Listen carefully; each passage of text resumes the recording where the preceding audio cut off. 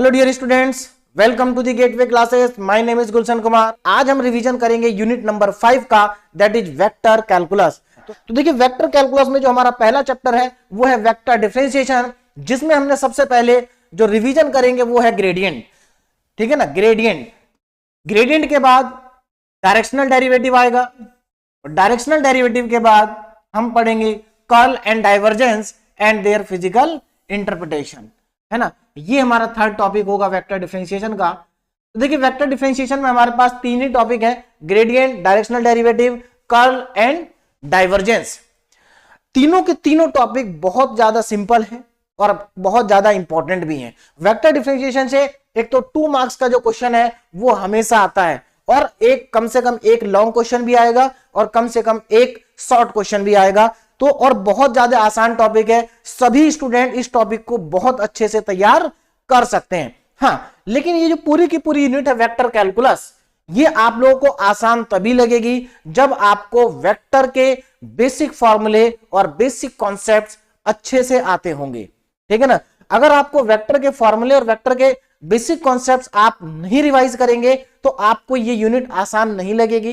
तो इस यूनिट को आसान ये तभी लगेगी जब आपको वेक्टर आता हो, है ना। और वो बहुत मुश्किल नहीं है। मैं सबसे पहले वेक्टर का ही आपको एक बार और रिवीजन कराऊंगा कि वेक्टर के कौन से फॉर्मूले और कौन से कॉन्सेप्ट्स हैं जो इस यूनिट में यूज होते हैं। इसके बाद हम बात करेंगे वेक्टर इंटीग्रेशन की। वेक्टर इंटीग्रेशन, और वेक्टर इंटीग्रेशन में सबसे पहले हम रिवाइज करेंगे लाइन इंटीग्रल को। लाइन इंटीग्रल एक इंपॉर्टेंट टॉपिक है। क्यों इंपॉर्टेंट है? क्योंकि एक तो यहां से डायरेक्ट क्वेश्चन भी आता है एकेटीयू में, और लाइन इंटीग्रल का जो यूज है वो 2 थ्योरम के अंदर है। कौन कौन से थ्योरम में? ग्रीन्स थ्योरम में भी हम लाइन इंटीग्रल का यूज करेंगे, स्टोक्स थ्योरम में भी हम लाइन इंटीग्रल का यूज करेंगे। इसलिए ये लाइन इंटीग्रल बहुत ज्यादा इंपॉर्टेंट है और बहुत ज्यादा आसान भी है, कोई टफ टॉपिक नहीं है, क्योंकि हमें इंटीग्रेशन पहले से ही आता है, हम बहुत इंटीग्रेशन पढ़ चुके हैं, है ना। चलिए, उसके बाद हमारे पास जो नेक्स्ट टॉपिक है वो सरफेस इंटीग्रल। अब देखिए, यहां पर कई स्टूडेंट्स ने कमेंट भी किया था कि सर आपने सरफेस इंटीग्रल के क्वेश्चंस नहीं कराए हैं। तो मैं बेटा आपको बता दूं, सरफेस इंटीग्रल हमें पता होना चाहिए सरफेस इंटीग्रल क्या है। बाकी जो सरफेस इंटीग्रल के ऊपर बेस्ड क्वेश्चन है वो हम पढ़ेंगे कहां पर? स्टोक्स थ्योरम में एंड गॉस डाइवर्जेंस थ्योरम में। Stokes theorem and Gauss divergence theorem, दोनों ही थ्योरम में सरफेस इंटीग्रल का यूज होता है। तो सरफेस इंटीग्रल के जो क्वेश्चंस है वो सेपरेट नहीं आते हैं। सरफेस इंटीग्रल के जो क्वेश्चंस हैं वो आपके Stokes theorem and Gauss divergence theorem के अंदर ही आते हैं। इनमें सरफेस इंटीग्रल का यूज होता है। तो आपको सरफेस इंटीग्रल के क्वेश्चन सेपरेटली सॉल्व नहीं करने हैं, ठीक है। उसके बाद चलिए, तो सरफेस इंटीग्रल की बात होगी। उसके बाद आता है volume integral. Volume integral, again volume integral को भी आपको सेपरेटली नहीं पढ़ना है। वॉल्यूम इंटीग्रल का आपका यूज होगा गॉस डाइवर्जेंस थ्योरम में, गॉस डाइवर्जेंस थ्योरम में। तो यानी कि इस टॉपिक में अगर हम देखें तो हमारे पास कितने टॉपिक है वेक्टर इंटीग्रेशन में? एक हमारे पास है लाइन इंटीग्रल, है ना। लाइन इंटीग्रल के बाद हम रिवाइज करेंगे ग्रीन्स थ्योरम को, फिर हम रिवाइज करेंगे स्टोक्स थ्योरम को, और फिर हम रिवाइज करेंगे गॉस डाइवर्जेंस थ्योरम को। और इन तीनों ही थ्योरम का जो प्रूफ है वो हमारे सिलेबस में नहीं है। तीनों थ्योरम का प्रूफ हमारे सिलेबस में नहीं है। तो ये हमारा वेक्टर इंटीग्रेशन में टोटल 4 टॉपिक हैं जिनको हमें पढ़ना है, ठीक है ना। रही बात इनके एप्लीकेशन की, तो एप्लीकेशन जब हम क्वेश्चंस करेंगे तो वो क्वेश्चंस में ही इनकी एप्लीकेशंस भी होंगी, है ना। क्वेश्चन खुद एप्लीकेशन होंगे ग्रीन्स थ्योरम और divergence theorem and Stokes theorem के, ठीक। तो ये था हमारा सिलेबस जिसको हम आज रिवाइज करेंगे, ठीक है। तो इस सिलेबस को स्टार्ट करने से पहले आपको रिवाइज करना है वेक्टर, है ना। तो सबसे पहले एक बार और मैं आपको वेक्टर का रिवीजन करा देता हूं और बता देता हूं कि वेक्टर में कौन कौन से फॉर्मूले और कौन कौन से कॉन्सेप्ट्स हैं जो कि हमारे इस यूनिट में यूज होंगे। तो आइए देखते हैं सबसे पहले, हाँ, इंट्रोडक्शन टू वेक्टर। तो देखिए, वेक्टर क्या होता है ये बताने की जरूरत नहीं है मुझे, है ना। ये सब जानते हैं कि व्हाट इज वेक्टर, है ना। तो ये तो सिंपल सी बात है, ये बस इनका कोई यूज भी नहीं है, बस आपको ऐसे ही पता होना चाहिए कि वेक्टर क्या है और आप सब इतना जानते हैं ना। रिप्रेजेंटेशन ऑफ वेक्टर, वेक्टर का रिप्रेजेंटेशन भी सभी को आता होगा, है ना। कैसे रिप्रेजेंट करते हैं वेक्टर को? जैसे ये हमारा वेक्टर है, ये इसका इनिशियल पॉइंट, ये टर्मिनल पॉइंट, है ना। तो initial point A, terminal point B, तो इस वेक्टर को कैसे लिखेंगे? A B vector.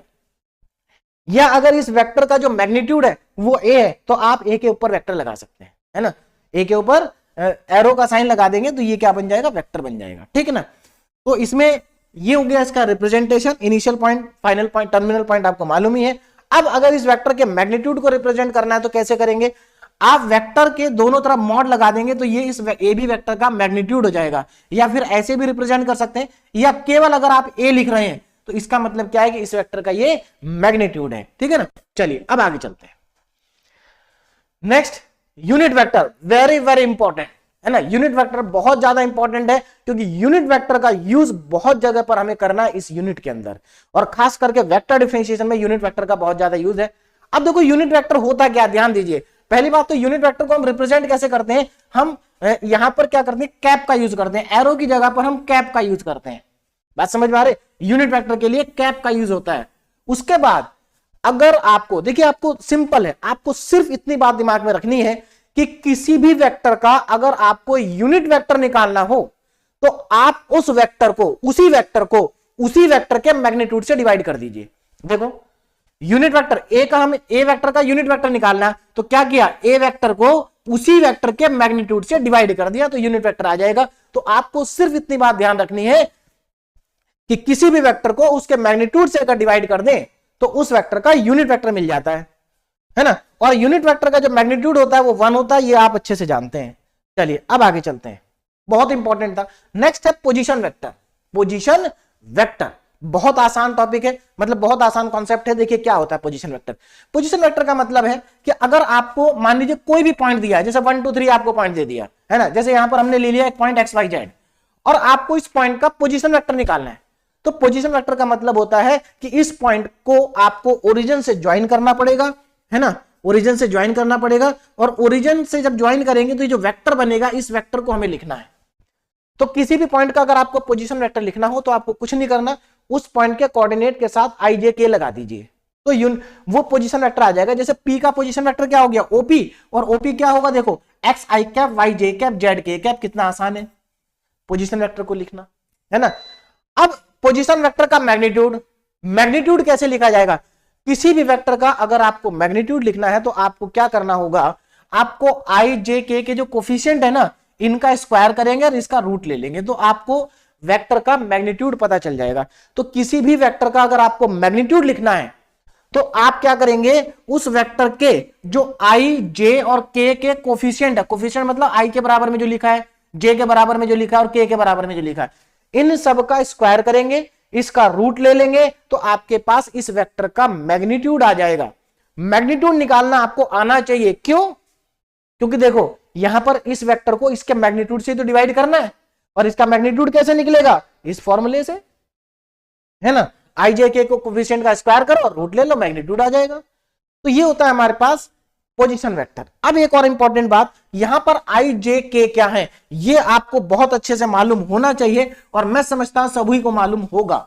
I होता है unit vector in the direction of X axis, J होता है unit vector in the direction of Y axis, और K होता है unit vector in the direction of Z axis, ठीक है ना। तो ये चीज आपको मालूम होनी चाहिए। एक और इंपॉर्टेंट बात यहां पर ध्यान दें, देखिए जो X और Y है तो XY से जो प्लेन बनता है उसको XY प्लेन बोलते हैं, जो YZ से प्लेन बनता है उसको YZ प्लेन बोलते हैं, और जो X और Z एक्सिस से प्लेन बनता है उसको XZ प्लेन बोलते हैं, ठीक है ना। तो ये सब बेसिक बातें हैं जो आपको मालूम होनी चाहिए, ठीक।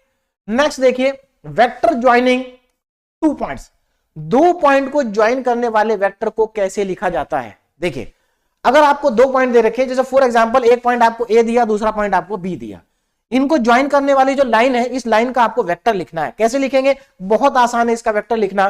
देखिए कैसे लिखा जाएगा, आप इसमें आगे वाले पॉइंट में से पीछे वाले पॉइंट को माइनस कर दीजिए। जैसे x2 में से x1 माइनस करिए, y2 में से y1 माइनस करिए, और z2 में से z1 माइनस करिए, तो और इनके साथ लगा दीजिए IJK। तो देखो x2 minus x1 i cap, y2 minus y1 j cap, z2 minus z1 k cap, ये हमारा हो जाएगा AB वेक्टर। तो कितना आसान है दो पॉइंट को ज्वाइन करने वाले वेक्टर को लिखना, बहुत ज्यादा आसान है। और अब इसका मैग्नीट्यूड अगर निकालना है तो मैग्नीट्यूड निकालने का तो वही तरीका है, I के कोफिशिएंट का स्क्वायर, J के कोफिशिएंट का स्क्वायर और K के कोफिशिएंट का स्क्वायर। और आपको याद होगा इसी फॉर्मूले को हम कोऑर्डिनेट ज्योमेट्री में डिस्टेंस फार्मूला बोलते हैं। क्या बोलते हैं, डिस्टेंस फार्मूला, दो पॉइंट के बीच का डिस्टेंस यही होता है ना। चलिए आगे कुछ इंपॉर्टेंट पॉइंट्स हैं, इनको भी देखिए जरा एक बार, इंपॉर्टेंट पॉइंट्स है ना। जरा ध्यान देंगे इधर क्या है इंपॉर्टेंट पॉइंट। देखिए अगर हमारे पास दो वेक्टर है, एक ए और एक बी, एक ए और एक बी, है ना, हमें इन दोनों को ऐड करना है, दो वेक्टर को ऐड करना है। तो देखिए दो वेक्टर को ऐड अगर आपको करना है तो बहुत ज्यादा आसान है। क्या करेंगे, आई का कोफिशिएंट आई के कोफिशिएंट के साथ ऐड कर दीजिए, जैसे a1 प्लस a2, जे का कोफिशिएंट जे के साथ ऐड कर देंगे और के का कोफिशिएंट के साथ ऐड कर देंगे और दो वेक्टर हमारे ऐड हो जाएंगे। ठीक, सब्ट्रैक्ट करना हो, अगर हमें सब्ट्रैक्ट करना हो तो क्या करेंगे, आई का कोफिशिएंट को आई के कोफिशिएंट से माइनस कर देंगे, जे के कोफिशिएंट को जे के कोफिशिएंट से और के कोफिशिएंट को के कोफिशिएंट से। ये भी आसान हो गया। तीसरा पॉइंट है कि दो वेक्टर बराबर कब होते हैं, दो वेक्टर इक्वल कब होते हैं। तो देखिए दो वेक्टर इक्वल तभी होते हैं जब उनके आई का कोफिशिएंट आई के बराबर हो। देखो ये दोनों वेक्टर तभी इक्वल हो सकते हैं जब आई का कोफिशिएंट है क्या, a1, और यहां पर क्या आई का कोफिशिएंट a2, जब a1 a2 के बराबर हो, b1 b2 के बराबर हो और c1 c2 के बराबर हो, तभी हम कह सकते हैं कि ये दोनों वेक्टर क्या है, इक्वल है, वरना ये इक्वल नहीं होंगे। ठीक है, चलिए उसके बाद अब देखिए हमारे पास आता है स्केलर मल्टीप्लीकेशन, है ना, या multiplication of A vector by scalar. देखिए वेक्टर में तीन मल्टीप्लीकेशन आते हैं, एक multiplication of A vector by scalar, है ना, दूसरा आता है मल्टीप्लीकेशन ऑफ टू वेक्टर, है ना। मल्टीप्लीकेशन ऑफ टू वेक्टर में दो मल्टीप्लीकेशन होते हैं, एक होता है डॉट प्रोडक्ट, एक होता है क्रॉस प्रोडक्ट, यानी कि तीन टाइप के मल्टीप्लीकेशन हो गए, scalar multiplication, dot product, cross product, और तीनों ही बहुत इंपॉर्टेंट है। देखिए क्यों इंपॉर्टेंट है, जरा ध्यान दीजिए। स्केलर मल्टीप्लीकेशन का मतलब होता है कि अगर आप किसी भी वेक्टर को किसी स्केलर से मल्टीप्लाई कर दें तो वो स्केलर आई के साथ भी मल्टीप्लाई होगा, जे के साथ भी मल्टीप्लाई होगा, के साथ भी होगा। देखो यहां पर हमारे पास ये ए वेक्टर है, इसको हमने एक स्केलर हमारे पास लैम्डा, स्केलर मतलब कोई भी रियल नंबर हो सकता है, इस लैम्डा से मैंने इस वेक्टर को मल्टीप्लाई किया तो ये लैम्डा आई वाले आई के साथ भी मल्टीप्लाई हुआ, जे के साथ भी मल्टीप्लाई हुआ, के साथ भी मल्टीप्लाई हुआ। तो इस तरह का जो मल्टीप्लीकेशन होता है उसको हम स्केलर मल्टीप्लीकेशन बोलते हैं। अब देखो हम वेक्टर डिफरेंशिएशन में पहला टॉपिक पढ़ेंगे ग्रेडियंट। जो ग्रेडियंट होता है उसमें हम स्केलर मल्टीप्लीकेशन करते हैं, ध्यान दीजिएगा, स्केलर मल्टीप्लीकेशन होता है ग्रेडियंट में। ठीक, उसके बाद दूसरा हमारे पास आता है स्केलर प्रोडक्ट, जिसको हम डॉट प्रोडक्ट भी बोलते हैं, है ना। यहां पर दोनों वेक्टर होते हैं कि स्केलर मल्टीप्लीकेशन में एक वेक्टर होता है और एक स्केलर होता है, तो जो स्केलर मल्टीप्लीकेशन के बाद क्वांटिटी आती है वो वेक्टर क्वांटिटी होती है। यहां पर दोनों के दोनों वेक्टर होते हैं जिनको हम मल्टीप्लाई कर रहे हैं, है ना। तो यहां पर जो है स्केलर प्रोडक्ट है पहले, या डॉट प्रोडक्ट हम इसको बोलते हैं। जब आप दो वेक्टर का डॉट प्रोडक्ट करेंगे तो आपको क्या मिलेगा, ए का मैग्नीट्यूड इंटू बी का मैग्नीट्यूड इंटू कॉस थीटा, और ये एक स्केलर क्वांटिटी होगी, मतलब ये कोई आपके पास रियल नंबर आएगा। बात समझ में आ रही है। तो दो वेक्टर का डॉट प्रोडक्ट जो होता है वेक्टर नहीं होता है, रियल नंबर होता है, स्केलर होता है। बात समझ में आ गई। अब यहां पर देखिए अगर हमारे पास दो वेक्टर हैं ए और बी तो इनके बीच में कुछ एंगल भी होगा, तो अगर आप इन दोनों वेक्टर के बीच का एंगल निकालना चाहते हैं तो यहीं से आपको एंगल आ जाएगा। तो cos थीटा का फॉर्मूला यहां से फाइंड कर लेंगे और cos थीटा का फॉर्मूला आएगा a dot B, A vector B vector का मैग्नीट्यूड। बहुत ज्यादा इंपॉर्टेंट फॉर्मूला है, इसका भी हम कई जगह पर यूज करेंगे जब हमें दो वेक्टर के बीच में एंगल कैलकुलेट करना होगा। तो अगेन इंपॉर्टेंट फॉर्मूला है, ठीक है ना। चलिए उसके बाद ये मैंने आपको बता दिया डॉट प्रोडक्ट जो होता है रियल नंबर होता है ना। अब अगर दो वेक्टर परपेंडिकुलर हैं, आपस में दो वेक्टर परपेंडिकुलर हैं, मतलब दो वेक्टर के बीच का एंगल अगर 90 डिग्री है तो उनका डॉट प्रोडक्ट 0 आएगा। क्यों आएगा, क्योंकि देखिए cos 90 हो जाएगा, cos 90 0 होता है, सब 0 हो जाएगा।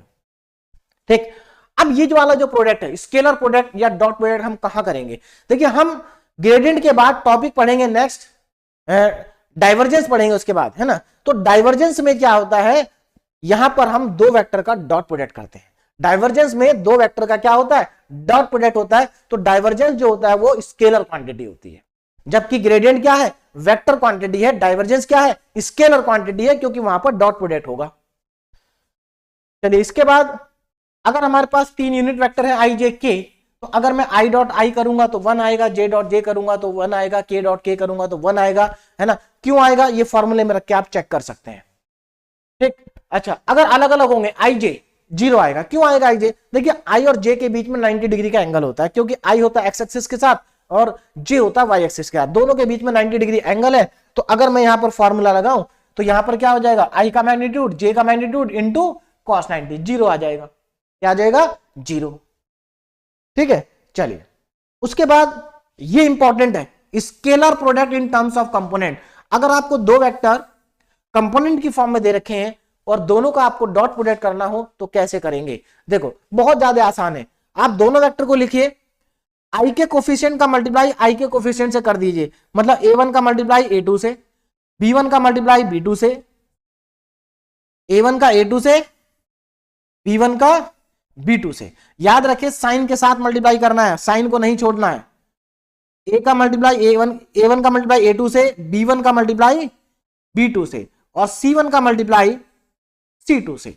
ये आप मल्टीप्लाई कर देंगे और बीच में लिख देंगे इनके साइन, तो आपके पास दोनों का डॉट प्रोडक्ट आ जाएगा। ये अगेन इंपॉर्टेंट है। ये सब जितने भी मैं कॉन्सेप्ट आपको बता रहा हूं सब यूज करेंगे हम अभी जब पढ़ेंगे वेक्टर डिफरेंशिएशन और वेक्टर इंटीग्रेशन। आगे देखिए, अब आता है वेक्टर प्रोडक्ट और क्रॉस प्रोडक्ट। वेक्टर प्रोडक्ट और क्रॉस प्रोडक्ट, तो जब हम दो वेक्टर का क्रॉस प्रोडक्ट करते हैं तो हमें ये फॉर्मूला मिलता है, ए का मैग्नीट्यूड बी का magnitude sine theta into n cap. और देखो क्योंकि यहां पर एन कैप आ रहा है, एन कैप क्या है? एक यूनिट वेक्टर है, नॉर्मल यूनिट वेक्टर। इसका मतलब दो वेक्टर का क्रॉस प्रोडक्ट वेक्टर ही होगा, रियल नंबर नहीं होगा। बात समझ में आ रही है? वेक्टर ही होगा। और यहां जो ये एन कैप है ना, ये यूनिट वेक्टर है। एक और इंपॉर्टेंट बात यहां पर, जब आप दो वेक्टर को क्रॉस प्रोडक्ट करेंगे तो आपको जो नया वेक्टर मिलेगा, वो जो नया वेक्टर आपको मिलेगा ना, वो इन दोनों वेक्टर के परपेंडिकुलर होगा। बात समझ में आ रही? यानी कि जैसे ये ए वेक्टर है, ये बी वेक्टर है, इनके बीच में एंगल थीटा है, तो ये दोनों वेक्टर मैंने इस बोर्ड के प्लेन में बनाए हैं। तो अगर मैं इन दोनों का क्रॉस प्रोडक्ट करूं तो जो मुझे नया वेक्टर मिलेगा ए क्रॉस बी, वो इन दोनों के ही परपेंडिकुलर होगा। या तो उसकी डायरेक्शन इधर होगी या उसकी डायरेक्शन अंदर की तरफ होगी, लेकिन होगा परपेंडिकुलर। बात समझ में आ गई? चलिए, उसके बाद यहां से भी हम साइन थीटा का फॉर्मूला कैलकुलेट कर सकते हैं और यहां से साइन थीटा का फॉर्मूला आएगा ये। लेकिन अगर आपको दो वेक्टर के बीच का एंगल पूछा है, तो आप एंगल को कैलकुलेट करने के लिए इस फॉर्मूले को यूज मत करना, क्योंकि इस फॉर्मूले से डिफिकल्ट हो जाएगा एंगल कैलकुलेट करना। पहला वाला जो फॉर्मूला था कॉस थीटा वाला, वहां से एंगल निकालना आसान होता है, तो हम एंगल निकालने के लिए उसी फॉर्मूले का यूज करेंगे। ठीक है ना? चलिए अब आगे चलते हैं। हाँ, अब एक और इंपॉर्टेंट बात, इसका यूज कहां पर होगा? देखिए, अब हमारा वहां पर एक टॉपिक और था, कर्ल। जब हम कर्ल को फाइंड आउट करेंगे ना, तो कर्ल में हम दो वेक्टर का क्रॉस प्रोडक्ट ही करते हैं। यानी कि स्केलर मल्टीप्लिकेशन का यूज होगा ग्रेडियंट में, डॉट प्रोडक्ट का यूज होगा डाइवर्जेंस में, और क्रॉस प्रोडक्ट का यूज होगा कर्ल को कैलकुलेट करने में। तो अगर ये तीनों आपको आते हैं तो समझ लीजिए आपको ग्रेडियंट भी आता है, आपको डाइवर्जेंस भी आता है और आपको कर्ल भी आता है। अब हम चलते हैं आगे ना, इसके कुछ इंपॉर्टेंट रिजल्ट है। तो इसमें देखिए इंपॉर्टेंट क्या है, ए क्रॉस बी वेक्टर है, ये मैं आपको बता ही चुका हूं, है ना। दो नॉन जीरो वेक्टर है हमारे पास ए बी। अगर मैं दो वेक्टर का क्रॉस प्रोडक्ट करता हूं तो यहां पर ध्यान देना, आपको A cross B B cross A के इक्वल नहीं होता है, जबकि डॉट प्रोडक्ट में A dot B dot A के इक्वल होता है, लेकिन यहां पर नहीं होता है, यहां पर माइनस आ जाएगा बीच में, है ना। तो A cross B is equal to minus B cross A, यानी कि आप ऑर्डर को इंटरचेंज नहीं कर सकते क्रॉस प्रोडक्ट में, डॉट में कर सकते हैं। नाउ फॉर यूनिट वेक्टर यहां पर क्या होता है, यहां पर उल्टा है। अगर आप i का क्रॉस i के साथ करेंगे तो जीरो आएगा। क्यों आएगा? क्योंकि i और i के बीच में एंगल होगा 0 डिग्री, और यहां पर फॉर्मूले के अकॉर्डिंग i का मैग्नीट्यूड j का मैग्नीट्यूड, और यहां पर आ जाएगा साइन जीरो, और साइन जीरो जीरो होता है तो ये क्या आ जाएगा? जीरो आ जाएगा। ठीक है ना? तो ये आप देख लेंगे, ये मैं पहले भी आपको डिटेल में बता चुका हूं, है ना। तो फिलहाल हमारे लिए ज्यादा इंपॉर्टेंट नहीं है, लेकिन फिर भी आपको मालूम होना चाहिए। चलिए आगे देखें। Now this is very very important, vector product in terms of component, क्योंकि जब हम कर्ल निकालेंगे तो कर्ल निकालने के लिए हम इसी फॉर्मूले का यूज करेंगे। यानी कि अगर आपको दो वेक्टर का वेक्टर प्रोडक्ट करना है तो वो वेक्टर प्रोडक्ट डिटरमिनेंट की हेल्प से होगा। कैसे? देखो, आपके पास एक वेक्टर दिया ए वेक्टर, दूसरा है आपके पास बी वेक्टर, आपको इनका क्रॉस प्रोडक्ट करना है, तो कैसे करेंगे? तो आप क्या लिखेंगे? डिटरमिनेंट लिखेंगे, है ना। ये क्या है? डिटरमिनेंट है। पहली रो में आपका क्या आ जाएगा? आई जे के आ जाएगा, पहली रो में आई जे के। दूसरी रो में जो आपने पहले वेक्टर लिखा है ए, इस ए वेक्टर के कोफिशिएंट आएंगे a1 b1 c1, और थर्ड रो में आपका जो आपने दूसरा वेक्टर लिखा b, इसके कोफिशिएंट आ जाएंगे a2 b2 और c2। उसके बाद इस डिटरमिनेंट को ओपन कर लेंगे। डिटरमिनेंट को ओपन करना अब सभी बच्चों को बहुत अच्छे से आता है। इस डिटरमिनेंट को जैसे आप ओपन करेंगे आपको a क्रॉस b मिल जाएगा, और यही फॉर्मूला हमें बार बार कर्ल कैलकुलेट करने में यूज करना है। ठीक है ना? अब आगे चलते हैं स्केलर ट्रिपल प्रोडक्ट पे, है ना। Scalar triple product, scalar triple product का यूज कहां होगा? देखिए, अगर हमें कहीं पर भी ये प्रूव करना हो कि तीन वेक्टर कोप्लेनर है या नहीं है, तो वहां पर हमें स्केलर ट्रिपल प्रोडक्ट का यूज करना पड़ेगा। कैसे? देखिए, अगर हमारे पास मान लीजिए 3 वेक्टर हैं, ए vector, B vector, C vector, और इन तीनों का स्केलर ट्रिपल प्रोडक्ट करना है, तो ध्यान दीजिए, इसको ज्यादा डिटेल में समझने की जरूरत नहीं है, जितना मैं बता रहा हूं उतना सफिशिएंट आपके लिए। ए बी सी 3 वेक्टर हैं, इनका आपको स्केलर प्रोडक्ट करना है। क्या करना है? Scalar product. तो ये तो रिप्रेजेंटेशन हो गया स्केलर प्रोडक्ट का। कैसे कैलकुलेट करेंगे? ये भी डिटरमिनेंट की हेल्प से आएगा। अब यहां पर IJK नहीं आएगा, ध्यान देना, क्योंकि स्केलर ट्रिपल प्रोडक्ट है, तो स्केलर ट्रिपल प्रोडक्ट का मतलब है कि यहां पर जो वैल्यू आएगी वो स्केलर होगी। कैसे कैलकुलेट करेंगे? यहां पर पहली रो में पहले वेक्टर के कोफिशिएंट आ जाएंगे ए के, दूसरी रो में दूसरे वेक्टर के कोफिशिएंट आ जाएंगे, और तीसरी रो में तीसरे कोफिशिएंट के वेक्टर आ जाएंगे, तीसरे वेक्टर के कोफिशिएंट आ जाएंगे। और ये जो डिटरमिनेंट आपका बनेगा, इसको आप जैसे ही ओपन करेंगे आपको स्केलर ट्रिपल प्रोडक्ट मिल जाएगा। अब यहां पर क्वेश्चन आता है कि 3 वेक्टर कोप्लेनर कब होंगे? कोप्लेनर का मतलब होता है 3 वेक्टर जब एक ही प्लेन में लाई करते हैं तो उनको हम कोप्लेनर वेक्टर कहते हैं। जैसे फॉर एग्जांपल मैं इस बोर्ड के ऊपर 3 वेक्टर बना दूं तो वो तीनों वेक्टर कोप्लेनर होंगे। तो देखिए, तीनों वेक्टर के कोप्लेनर होने की कंडीशन क्या है कि तीनों वेक्टर का जो स्केलर ट्रिपल प्रोडक्ट है वो 0 आना चाहिए। अगर 3 वेक्टर का स्केलर ट्रिपल प्रोडक्ट 0 आ रहा है तो इसका मतलब वो तीनों वेक्टर कोप्लेनर हैं। तो ये बहुत सिंपल सा कॉन्सेप्ट है जो आपको यूज करना है। अब आगे चलते हैं।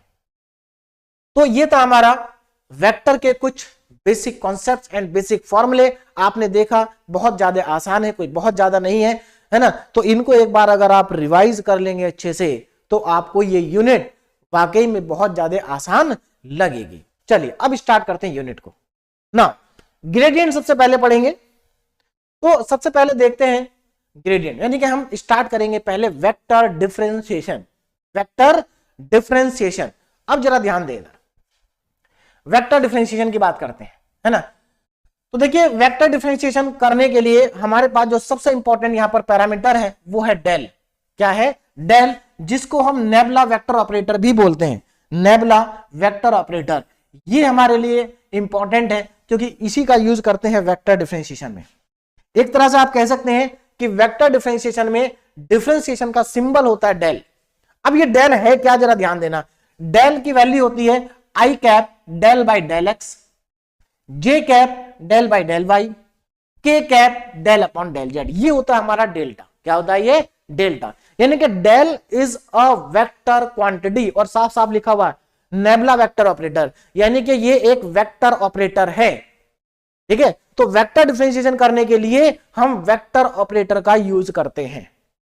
इस चीज को आप अच्छे से समझ लीजिए। जैसे हम ऑर्डिनरी डिफरेंशिएशन करते हैं तो वहां पर डी बाई डी एक्स का यूज करते हैं या डेल बाई डेल एक्स का यूज करते हैं, वैसे ही वेक्टर डिफरेंशिएशन करने के लिए हम डेल का यूज करते हैं, हम नेबुला वेक्टर ऑपरेटर का यूज करते हैं। चलिए अब जरा ध्यान देना, ये हमारा हो गया डेल्टा। अगर इस डेल्टा का यूज आप स्केलर फंक्शन पे करेंगे, यानी कि अगर आपको स्केलर फंक्शन का वेक्टर डिफरेंशिएशन करना है तो आप इस ऑपरेटर को ऑपरेट करेंगे वेक्टर स्केलर फंक्शन पे। बात समझ में आ गई? तो अगर आप इस डेल का यूज स्केलर फंक्शन पे करेंगे तो आपको मिलेगा ग्रेडियंट। क्या मिलेगा आपको? ग्रेडियंट आपको मिल जाएगा। बात समझ में आ रही है? क्या मिल जाएगा आपको? ग्रेडियंट। तो आपको ग्रेडियंट कब मिलेगा? जब आप इस डेल्टा ऑपरेटर का, है ना, जब आप इस वेक्टर ऑपरेटर का यूज करेंगे स्केलर फंक्शन पे। और कैसे यूज होगा ये स्केलर फंक्शन पे? देखो, कुछ नहीं करना आपको। डेल क्या है? ये एक वेक्टर क्वांटिटी है। फाई क्या है? एक स्केलर फंक्शन है। तो आप इस डेल का और फाई का स्केलर मल्टीप्लीकेशन करेंगे। क्या करेंगे? Scalar multiplication. यानी कि ये जो फाई है ना, ये फाई आई के साथ भी मल्टीप्लाई होगा, जे के साथ भी होगा और के साथ भी होगा, और उसके बाद हम इसको सॉल्व कर देंगे, हमारा आंसर आ जाएगा। तो ये होगा हमारा ग्रेडियंट। अच्छा, अगर इसी वेक्टर ऑपरेटर का मैं यूज करूं कहां पर? वेक्टर फंक्शन पे, यानी कि इस वेक्टर को ऑपरेट करें हम वेक्टर फंक्शन के ऊपर, तो देखिए हमें क्या मिलेगा वेक्टर फंक्शन के ऊपर। तो अब जरा ध्यान देना, अगर डेल्टा भी वेक्टर है और यहां पर फाई जो वेक्टर फंक्शन है ये भी वेक्टर है, यानी कि इस बार दोनों वेक्टर हो गए। और अगर ये दोनों वेक्टर हो गए तो यानी कि इनके बीच में या तो डॉट प्रोडक्ट होगा या क्रॉस प्रोडक्ट होगा। अगर आपने इन दोनों के बीच में कर दिया डॉट प्रोडक्ट तो आपको मिलेगा डाइवर्जेंस, और आपने इन दोनों के बीच में कर दिया क्रॉस प्रोडक्ट तो आपको मिलेगा कर्ल। तो देखो आ गया ना, ग्रेडियंट में स्केलर मल्टीप्लिकेशन, डाइवर्जेंस में डॉट प्रोडक्ट और कर्ल में क्रॉस प्रोडक्ट। और ये हमें पहले से ही आता करना, तो हमारे लिए बहुत आसान हो जाएगा। चलिए अब हम इनको क्वेश्चंस को सॉल्व करते हैं इनके ऊपर बेस। तो सबसे पहले हम क्वेश्चन करेंगे ग्रेडियंट के, है ना। ग्रेडियंट के। तो पहले थोड़ा सा ग्रेडियंट को समझ लेते हैं क्या होता है। तो gradient of a scalar point function, यहां पर हमारे पास फाई क्या है, एक स्केलर पॉइंट फंक्शन है ना। तो अगर मुझे इस फाई का ग्रेडियंट लेना है तो मैं क्या करूंगा, देखिए ग्रेडियंट फाई, ये क्या है ग्रेडियंट फाई, तो ग्रेडियंट फाई क्या होगा डेल फाई। डेल फाई मतलब डेल क्या है वेक्टर ऑपरेटर और फाई क्या है एक स्केलर फंक्शन है, दोनों का क्या करेंगे स्केलर मल्टीप्लीकेशन करेंगे। अब देखो स्केलर मल्टीप्लीकेशन कैसे होगा, ये वेक्टर हो गया, ये फाई हो गया स्केलर, अब ये फाई क्या होगा यहां भी मल्टीप्लाई हो जाएगा, ये फाई यहां पर भी मल्टीप्लाई हो जाएगा और ये फाई यहां पर भी मल्टीप्लाई हो जाएगा, तीनों जगह मल्टीप्लाई करेंगे तो हमें मिलेगा ये।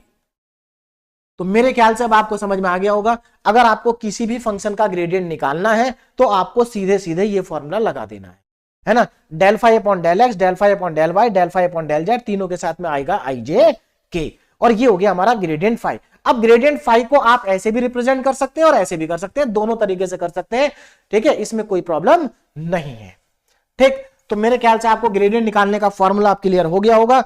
और यहां पर एक और important point, geometrical interpretation, gradient का ज्योमेट्रिकल इंटरप्रिटेशन क्या होता है।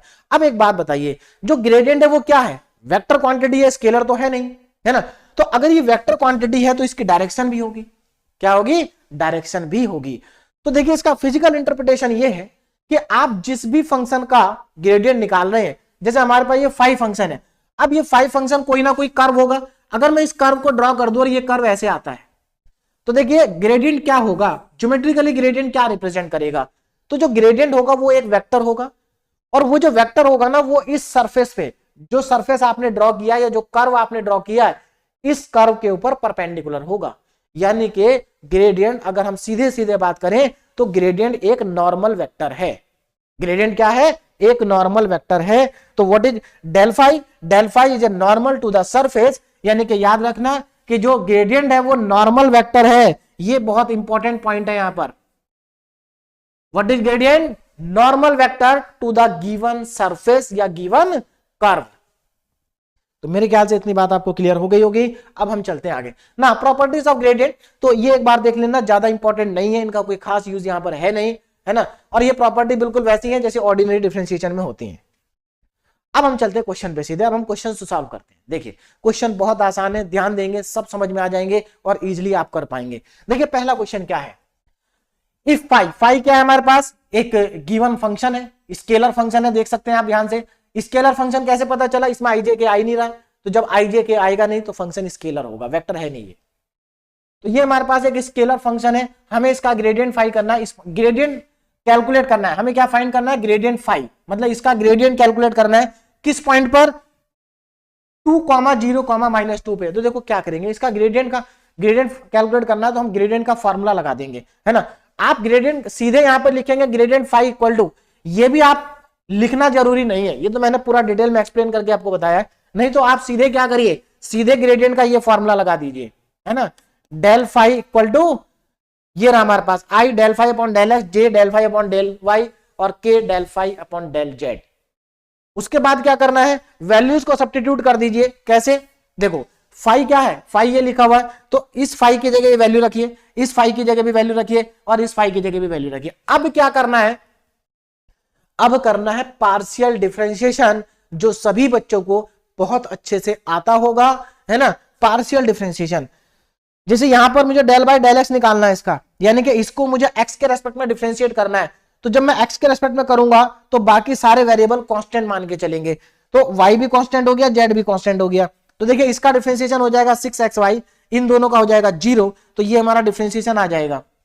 उसके बाद डिफरेंशिएशन करने के बाद हमारे पास जो ये क्वांटिटी आई है इसमें एक्स वाई जेड आ रहा है ना, और हमें ये ग्रेडियंट निकालना था इस पॉइंट पर, तो x की जगह 2 पुट कर दीजिए, y जहां आ रहा है 0 पुट कर दीजिए और z जहां पर आ रहा है -2 पुट कर दीजिए। तो जब आप ये सब्स्टिट्यूशन करेंगे तो आपको आंसर मिलेगा 12j।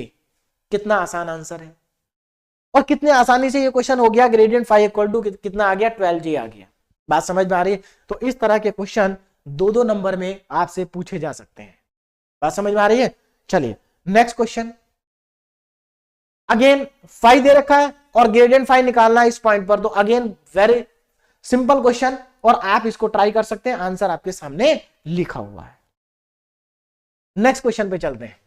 अब देखो ध्यान से समझना, फाइंड ए यूनिट वेक्टर, आपको निकालना है यूनिट वेक्टर, कहां पर, नॉर्मल टू द सरफेस, यानी कि इस सरफेस के नॉर्मल आपको एक यूनिट वेक्टर निकालना है ना। अब देखिए हो सकता है कुछ स्टूडेंट को ये क्वेश्चन टफ लगे, लेकिन अगर आप ध्यान से पढ़ेंगे तो ये क्वेश्चन बहुत ज्यादा आसान है। देखिए कैसे, हमें यूनिट वेक्टर निकालना है इस सरफेस के, ये रहा हमारे पास सरफेस। देखो जो ग्रेडियंट होता है वो सरफेस पे परपेंडिकुलर होता है, यानी कि सरफेस के ऊपर नॉर्मल वेक्टर होता है। तो आपको कुछ नहीं करना, आप पहले इस सरफेस का ग्रेडियंट निकालिए गिवन पॉइंट पे, और जो ग्रेडियंट आप निकालेंगे वो ग्रेडियंट नॉर्मल वेक्टर होगा उस सरफेस के ऊपर, लेकिन हमें निकालना उस सरफेस के ऊपर यूनिट वेक्टर। तो जो नॉर्मल वेक्टर आपका आएगा उसी का तो यूनिट वेक्टर आपको निकालना होगा। तो पहले आप नॉर्मल निकालिए, और नॉर्मल वेक्टर से उसका यूनिट वेक्टर कैसे निकाला जाता है ये आपको आता है। तो सबसे पहले आपको क्या करना है, इस सरफेस का ग्रेडियंट निकालना है। तो इसको आप मान लेंगे फाई। कैसे, देखिए ये जो आपको सरफेस दिया है इसमें से 3 को लेफ्ट में लाएंगे पहले। अब ये जो आपके पास आई क्वांटिटी इसको फाई मान लेंगे। क्या मान लेंगे, फाई। ये हमारे पास गिवन सरफेस हो गया। फिर इसका निकालेंगे ग्रेडियंट। ग्रेडियंट निकालना मेरे ख्याल से अब आपको आ गया होगा। इस गिवन पॉइंट पर ग्रेडियंट निकालेंगे तो देखिए ये आ गया ग्रेडियंट, ये हमारे पास क्या आ गया, ग्रेडियंट आ गया। अब आप क्या करेंगे, जो ग्रेडियंट आपके पास आया है ना, ये ग्रेडियंट ही तो नॉर्मल वेक्टर है। किसके नॉर्मल है ग्रेडियंट, इस सरफेस के। यही तो इसका फिजिकल और ज्योमेट्रिकल इंटरप्रिटेशन था, है ना, कि जो ग्रेडियंट होता है वो सरफेस के परपेंडिकुलर होता है, यानी कि जो ग्रेडियंट है वो नॉर्मल वेक्टर है सरफेस पे। तो हमारा सरफेस पे नॉर्मल वेक्टर हमें मिल गया, है ना। तो नॉर्मल वेक्टर क्या होगा, ग्रेडियंट फाई के इक्वल होगा। अब देखिए क्या करेंगे, तो ये हो गया हमारा नॉर्मल वेक्टर ना। हमें चाहिए क्या था, हमें चाहिए था unit vector, unit normal vector. और मैंने आपको बताया, अब देखिए यूनिट वेक्टर का फॉर्मूला यहां यूज हो जाएगा। कैसे, किसी भी वेक्टर का यूनिट वेक्टर अगर आपको निकालना है तो उस वेक्टर को उसके मैग्नीट्यूड से डिवाइड कर दो। तो यहां पर इसका यूनिट वेक्टर निकालना है तो आप इसको, इस वेक्टर को ऊपर लिखो और इसके मैग्नीट्यूड को नीचे लिखो। तो देखो ऊपर तो हमने वेक्टर लिख दिया और नीचे इसका मैग्नीट्यूड लिख दिया। तो इसका मैग्नीट्यूड कैसे आएगा, आई के कोफिशिएंट का स्क्वायर, जे के कोफिशिएंट का स्क्वायर, के कोफिशिएंट का स्क्वायर, और ले लो इसका रूट। तो आपके पास यहां से आ जाएगा आंसर। तो देखिए कितनी आसानी से आपने इस क्वेश्चन को कर लिया, है ना। तो बहुत आसानी के साथ ये क्वेश्चन आप कर सकते हैं। बहुत ही आसान यूनिट है, बस थोड़ा सा वेक्टर से घबराना नहीं है। वेक्टर कोई डिफिकल्ट टॉपिक नहीं होता है, वेक्टर बहुत आसान होता है, बस उसको थोड़ा सा समझना है। कुछ स्टूडेंट वेक्टर के नाम से ही डर जाते हैं, जबकि ऐसा कुछ है नहीं। आपने देखा कितने आसान कॉन्सेप्ट है वेक्टर के। चलिए उसके बाद देखिए यहां पर क्या सेम क्वेश्चन है, आपको इस सरफेस पे नॉर्मल वेक्टर निकालना है, इस पॉइंट पर सेम एग्जैक्टली सेम क्वेश्चन, है ना। नेक्स्ट देखिए यहां पर क्या है, आपको इफ यू दे रखा है, v दे रखा है और w दे रखा है। आपसे क्या कहा कि प्रूव करिए कि जो ग्रेडियंट u है, ग्रेडियंट v है और ग्रेडियंट w है, ये कोप्लेनर वेक्टर है। भाई सीधी सी बात है, ग्रेडियंट वेक्टर होता है। तो हमसे जो ग्रेडियंट u है ये भी एक वेक्टर है, ये भी वेक्टर है, ये भी वेक्टर है। हमसे ये पूछा है कि ये तीनों वेक्टर कोप्लेनर है, ऐसा आप प्रूव करिए। यानी कि सबसे पहले तो हमें इन तीनों फंक्शन का ग्रेडियंट निकालना पड़ेगा, और जब ग्रेडियंट आ जाएगा तो हमें ये प्रूव करना है कि वो जो ग्रेडियंट आए हैं तीनों, वो तीनों के तीनों कोप्लेनर वेक्टर हैं। तो स्केलर ट्रिपल प्रोडक्ट अगर इन तीनों का 0 आ गया तो कोप्लेनर हो जाएंगे। तो पहले तो ग्रेडियंट निकालिए और फिर स्केलर ट्रिपल प्रोडक्ट निकालिए। अगर स्केलर ट्रिपल प्रोडक्ट 0 आ गया तो इसका मतलब ये कोप्लेनर है, और हमें प्रूव करना है कि ये कोप्लेनर है, तो 100% 0 आएगा। चलिए तो पहले तीनों का ग्रेडियंट निकालेंगे। तो सबसे पहले u का ग्रेडियंट, तो u का ग्रेडियंट निकल गया, देखिए कितनी आसानी से आ जाएगा। फिर आप u का ग्रेडियंट, देखिए u का ग्रेडियंट यहां पर हमारे पास, हाँ u हमारे पास एक्स वाई जेड है, इसका आप डिफरेंशिएट करेंगे तो ये आपका आसानी से आ जाएगा। फिर v का ग्रेडियंट निकालेंगे तो ये v का ग्रेडियंट आ गया। फिर w का निकालेंगे तो w का ग्रेडियंट भी आ गया। फिर उसके बाद ये तीनों के तीनों वेक्टर हैं, इन तीनों का स्केलर ट्रिपल प्रोडक्ट निकालेंगे। देखिए ये हमारा रिप्रेजेंटेशन हो गया स्केलर ट्रिपल प्रोडक्ट का। भाई यहां पर एबीसी नहीं है, ए की जगह ग्रेडियंट u, b की जगह ग्रेडियंट v और c की जगह ग्रेडियंट w आ गया। फॉर्मूला लगा देंगे, डिटर्मिनेंट पहली रो में पहले ग्रेडियंट के कोफिशिएंट, दूसरी रो में दूसरे ग्रेडियंट के कोफिशिएंट और तीसरी रो में तीसरे ग्रेडियंट के कोफिशिएंट। और ये जो डिटर्मिनेंट है ये हमारे पास, इसको अब हमें सॉल्व करना है। आप चाहें तो इसको डायरेक्ट भी ओपन कर सकते हैं, है ना, या इसको पहले थोड़ा सा सिंप्लीफाई कर लें और उसके बाद इसको ओपन कर दें प्रॉपर्टीज ऑफ डिटर्मिनेंट को यूज करके। तो यहां पर देखो क्या है, अगर मैं यहां पर R2 और R3 इन दोनों को हम ऐड कर दें, R2 एंड R3, तो देखिए आपके पास क्या आ जाएगा, हाँ R2 में चेंज R2 प्लस R3। तो पहले तो इसमें से 2 को कॉमन ले लिया और ये मेरे पास आ गया, फिर इन दोनों को ऐड कर दिया तो यहां पर ये हमारे पास आ गया। और आप जरा ध्यान से देखिए, इसमें से हमारे पास x plus Y plus Z common आ जाएगा। आप जानते हैं डिटरमिनेंट से हम कॉमन ले सकते हैं। ये मैंने प्रॉपर्टीज और डिटरमिनेंट आपको जब जैकोबियन पढ़ाया था तब आपको बताई थी, है ना, कि आप डिटरमिनेंट के अंदर से किसी भी रो या किसी भी कॉलम से कॉमन फैक्टर बाहर निकाल सकते हैं। तो ये कॉमन फैक्टर है, इसको बाहर निकाल दीजिए, यहां 1 1 बचेगा। और अगर किसी डिटरमिनेंट में दो रो एक जैसी हो जाए, सेम रो आ जाए, तो उसकी वैल्यू 0 होती है, उसको ओपन करने की जरूरत नहीं है ना। डिटरमिनेंट की ये प्रॉपर्टी है कि अगर किसी भी कोई भी दो रो या कोई भी दो कॉलम सिमिलर हो जाते हैं तो उसकी वैल्यू 0 होती है। तो यहां पर हम प्रॉपर्टी का यूज करेंगे, ना कि इसको ओपन करेंगे। तो देखिए हमारे पास वैल्यू आ गई 0, hence gradient u gradient v gradient w are coplanar vectors. तो ये कैसे वेक्टर हो गए? कोप्लेनर वेक्टर हो गए। तो मेरे ख्याल से इतने क्वेश्चंस आपको अभी समझ में आए होंगे। अभी और हम ग्रेडियंट के कुछ और इंपॉर्टेंट क्वेश्चंस को सॉल्व करते हैं। देखिए जरा ना, ये फिर से अगेन मैंने दोबारा से फॉर्मूला लिखे, ग्रेडियंट का फॉर्मूला फिर से लिख दिया मैंने, है ना। और ज्योमेट्रिकल इंटरप्रिटेशन क्या होती है कि जो ग्रेडियंट फाई होता है वो नॉर्मल वेक्टर होता है। चलिए अब यहां पर देखिए नाउ, ये जो क्वेश्चन है बहुत ज्यादा इंपॉर्टेंट है। जो मैंने इससे पहले कराया वो भी बहुत इंपॉर्टेंट क्वेश्चन थे। ग्रेडियंट के सारे क्वेश्चन इंपॉर्टेंट है और सब क्वेश्चन आसान है, ठीक है ना। चलिए देखिए, find the angle between the surface. अब देखो जरा, यहां पर हमें एंगल निकालना, find the angle between the surface, इस सरफेस के और इस सरफेस के बीच में एंगल निकालना है इस गिवन पॉइंट। अब दो सरफेस के बीच का एंगल कैसे निकलेगा, है ना, ये कोई बहुत मुश्किल काम नहीं है। अगर आपको वेक्टर के कॉन्सेप्ट मालूम है तो ये बहुत आसान है। देखिए क्यों आसान है, आप सिंपल सी बात है, एक चीज आप ध्यान दीजिए, हमें दो सरफेस के बीच का एंगल निकालना है। तो दो सरफेस के बीच में उतना ही एंगल होगा जितना एंगल उन दोनों सरफेस के नॉर्मल वेक्टर के बीच में होगा। दोनों सरफेस के नॉर्मल वेक्टर के बीच में जितना एंगल होगा उतना ही एंगल उन सरफेस के बीच में होगा। बात समझ में आ रही? जैसे फॉर एग्जांपल ये प्लेन, ये बोर्ड एक सरफेस है, क्या है, ये एक सरफेस है, ठीक है ना। और एक सरफेस ऐसे है हॉरिजॉन्टल। अब देखो, अगर मान लीजिए इन दोनों के बीच में कितना एंगल है, 90 डिग्री। अगर मैं इन दोनों पे नॉर्मल ड्रॉ करूं, नॉर्मल इस पे भी और इस पे भी, तो इनके नॉर्मल के बीच का एंगल भी उतना ही होगा। आप क्लास 12 में बहुत अच्छे से पढ़ चुके हैं, जितना एंगल दो सरफेस के बीच में होता है उतना ही एंगल उन दोनों सरफेस के नॉर्मल के बीच में होता है। तो यानी कि आपको सीधा सीधा यहां पर करना क्या है, आपको इन दोनों सरफेस का नॉर्मल निकाल लेना है, इन दोनों सरफेस का नॉर्मल वेक्टर निकालना है। और इन दोनों सरफेस का नॉर्मल वेक्टर क्या होगा, इन दोनों का ग्रेडियंट। और जब दोनों के दोनों नॉर्मल वेक्टर आपके पास आ जाएंगे, दोनों ग्रेडियंट आपके पास आ जाएंगे, तो आप कॉस थीटा का फॉर्मूला लगाएंगे। मैंने अभी बताया आपको वेक्टर में इंपॉर्टेंट था कॉस थीटा, क्या होता है, ए डॉट बी अपॉन ए का मैग्नीट्यूड बी का मैग्नीट्यूड। अब यहां पर ए क्या होगा, ग्रेडियंट होगा पहले सरफेस का, और बी वेक्टर क्या होगा, दूसरे सरफेस का ग्रेडियंट होगा। तो इस तरीके से आप दोनों सरफेस के बीच में एंगल फाइंड आउट कर सकते हैं। तो देखिए बहुत आसान तरीका, पहला सरफेस इसको हमने फाई मान लिया, है ना। फाई मानने के बाद हमने क्या किया, इसका ग्रेडियंट निकाले। तो पहले सरफेस को फाई मान लिया, दूसरे सरफेस को फाई 2 मान लिया।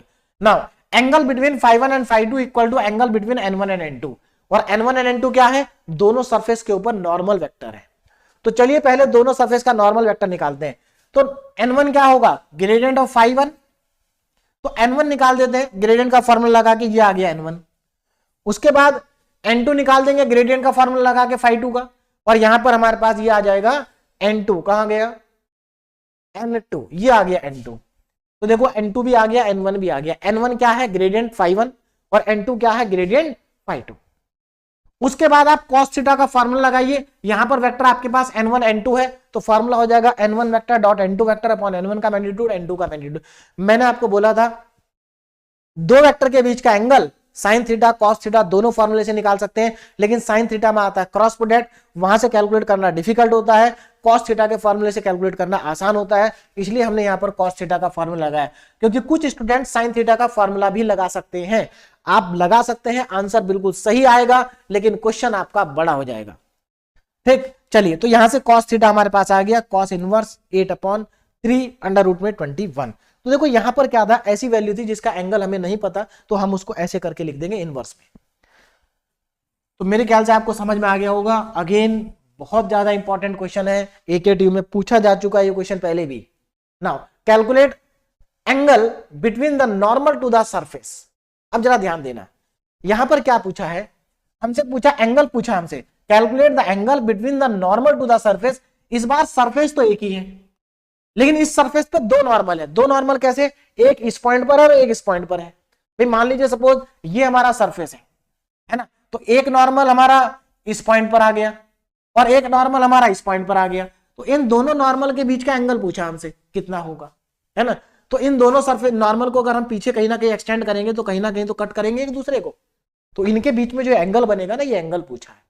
तो क्या करोगे आप, देखिए अगेन आप इस सरफेस के ऊपर ग्रेडियंट फाइंड करोगे और एक ही सरफेस के ऊपर दो ग्रेडियंट फाइंड करोगे, एक ग्रेडियंट इस पॉइंट पर और एक ग्रेडियंट इस पॉइंट पर। एक को आप n1 वेक्टर मान लेंगे, एक को आप n2 वेक्टर मान लेंगे और cos थीटा का फॉर्मूला लगा देंगे, आपका आंसर आ जाएगा। देखो ये हमारे पास सरफेस की इक्वेशन हो गई, इसका हम ग्रेडियंट निकालेंगे, तो इसका ग्रेडियंट आपका आ गया।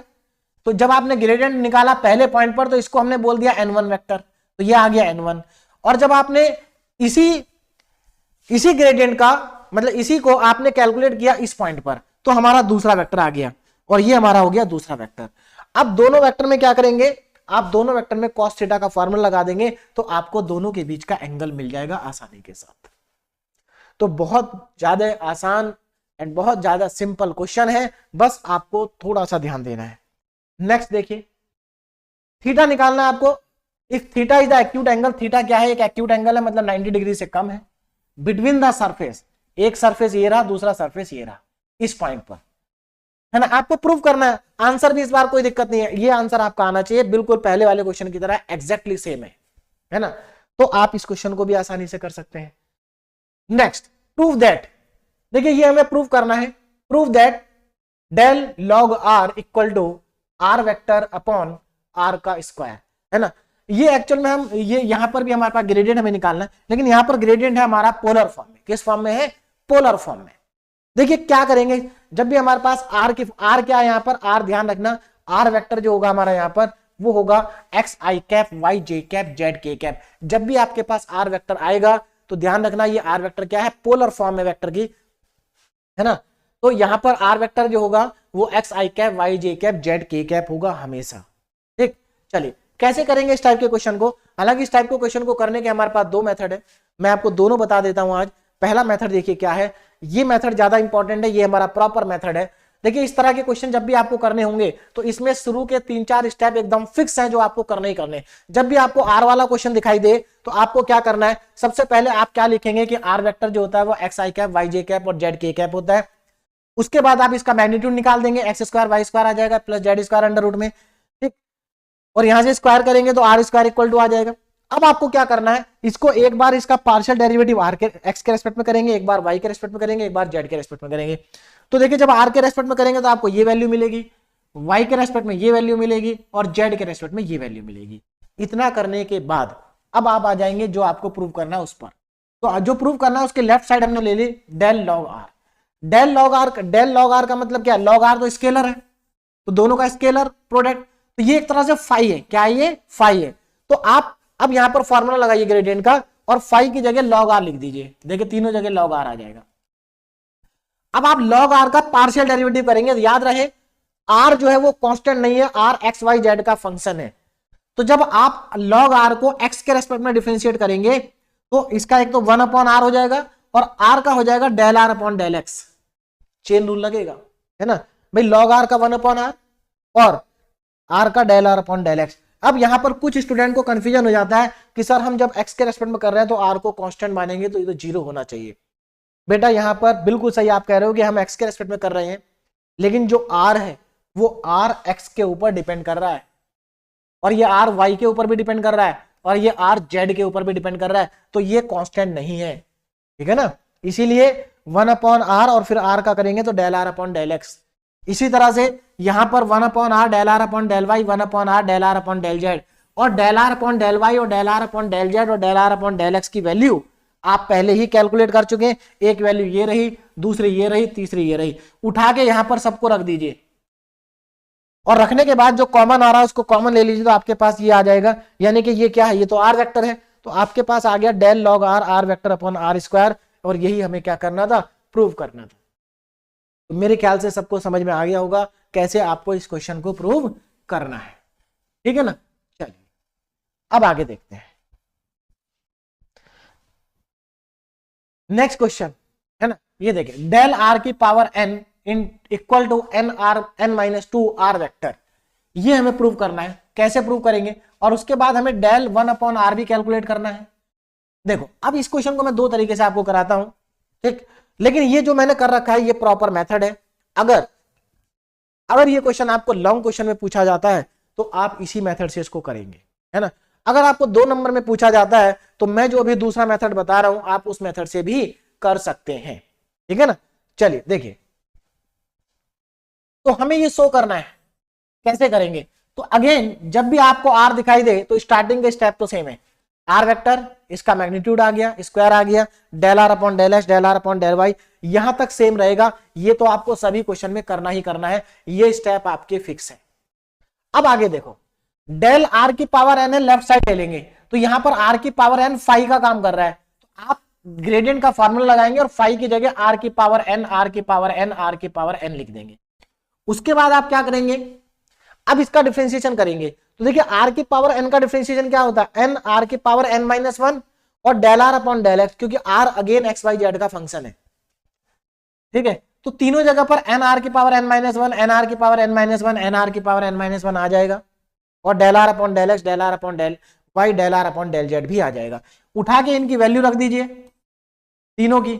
जब आप वैल्यू रखेंगे तो आपको ये मिलेगा, और इसमें से जो कॉमन आ रहा है उसको कॉमन ले लीजिए, तो नीचे से आर कॉमन आएगा, ऊपर से एन आर की power N minus one common आएगा, और यहां पर बचेगा आर वेक्टर।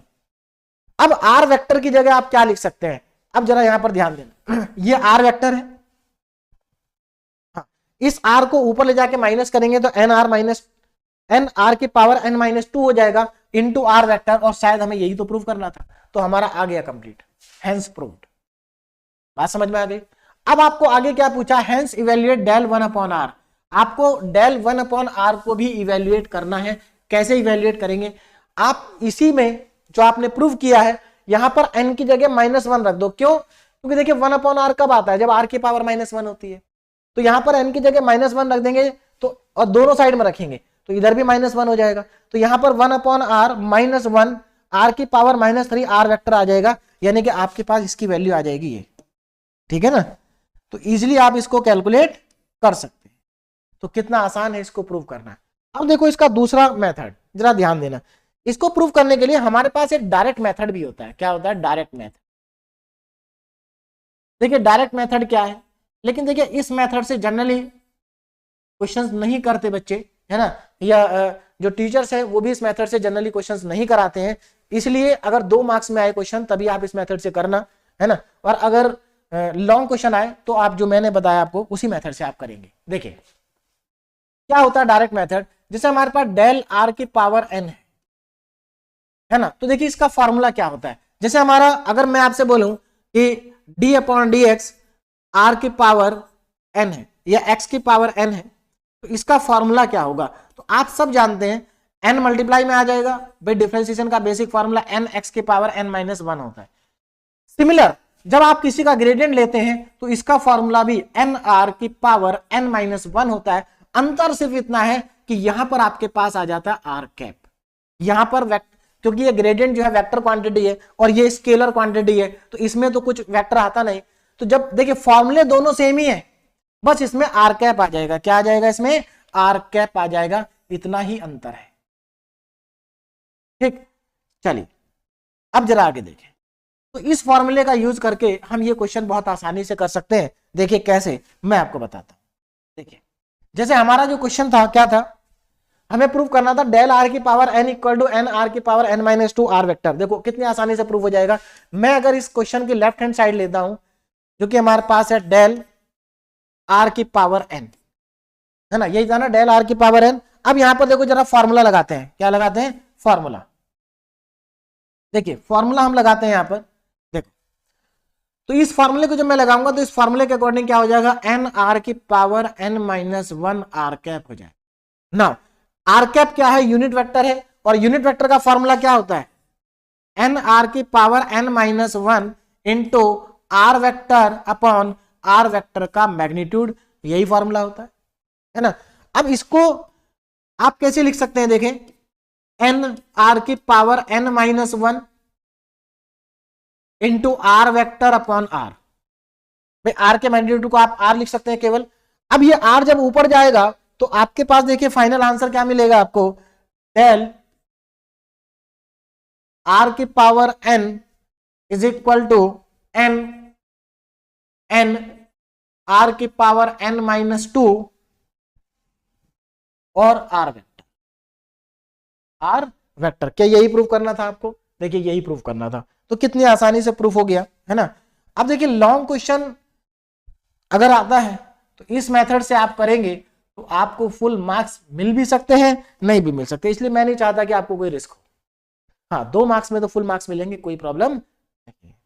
चलिए अब आगे देखें, नेक्स्ट प्रैक्टिस क्वेश्चन है तो बिल्कुल सेम है, डायरेक्ट मेथड से तो बहुत ही आसान हो जाएगा ये, है ना। तो अगर आप 2 नंबर में आता है तो आप डायरेक्ट ग्रेड, देखिए आपको ग्रेडियंट आर निकालना है, ग्रेडियंट आर, तो अगर आप इसको डायरेक्ट मेथड से करते हैं तो कितना आसान हो जाएगा ग्रेडियंट आर। यहां पर सीधे सीधे जब आप आर की पावर कितनी है 1, 1 इंटू आर की पावर 1 माइनस 1 करेंगे और आर कैप, तो ये तो आपके पास 1 ही आ जाएगा, सीधा आएगा आर कैप। क्या आएगा? R cap. आर कैप का फॉर्मूला क्या होता है? Are vector upon R. Proof हो गया। बाकी दूसरा मेथड मैंने आपको बता ही दिया कैसे करना है, और दूसरा मेथड भी बहुत ज्यादा आसान है, थोड़ा लेंथी जरूर है लेकिन बहुत ज्यादा आसान है, उसके स्टेप फिक्स है क्या क्या करना है आपको। तो पोलर फॉर्म वाले क्वेश्चन आप इस तरीके से कर सकते हैं। तो यहां पर जो हमारा ग्रेडियंट है वो कंप्लीट हो गया, ग्रेडियंट के मैंने लगभग आपको सभी टाइप के क्वेश्चन जो है वो करा दिए हैं। अब आगे चलते हैं, नेक्स्ट टॉपिक है हमारा डायरेक्शनल डेरिवेटिव।